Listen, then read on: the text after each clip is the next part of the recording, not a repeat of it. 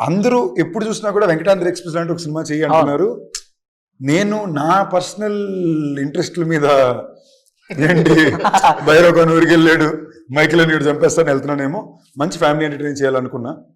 నేను అనుకున్న టైంకి యూనివర్సే కుదించినట్టు, దేవుడు కుదించినట్టు కరెక్ట్గా మళ్ళీ ప్రసన్న త్రినాథ్ గారు వచ్చారు. ఐ వాజ్ లైక్ ఓకే, ఇంతకన్నా పర్ఫెక్ట్గా ఇంకెక్కడ కుదురుద్ది అనుకుని. యూజువలీ నేను ఎప్పుడు నా సినిమా సెట్ చేసుకుంటా, దానికోసం పోరాడో డైరెక్టర్ని పట్టుకుని కథ పట్టుకుని అన్నీ చేస్తా. దీనికి అది ఏం చేయలేం, ఇది నాకుగా వచ్చింది సినిమా. ఓకే కథ బాగుంది, సెటప్ బాగుంది చేసి. కానీ ప్రసన్న కుమార్ బెజవాడ అన్న మన త్రినాథరావు గారి కాంబినేషన్ మీరు ఎప్పుడో చెయ్యాలి, అది ఇంత లేట్ అయింది అని ఒక ఇది ఉంది కదా, అంటే అది ఎందుకు మిస్ అయింది అసలు? ఏం ఎందుకు మిస్ అయినా, ఇండస్ట్రీ లెక్కలు ఉంటాయి కదా, లెక్కలు పాలిటిక్స్. అది తెలుసా, మిస్ అయిన 2 సినిమాలు కూడా మంచి హిట్. మంచి హిట్. నాకు అదే సెంటిమెంట్గా ఎప్పుడు ప్రశ్న ఏ కథ రాసినా ఫస్ట్ నాకే చెప్తాను.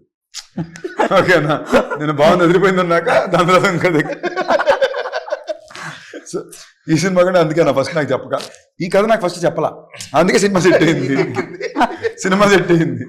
సో అలా దానికి కారణాలు 2-3 అఫ్ కోర్స్ ఆ టైంలో ఆ సినిమాలు జరుగుతుంటే ఉంటే కెరియర్ గ్రాఫ్ వేరేలా ఉండేది.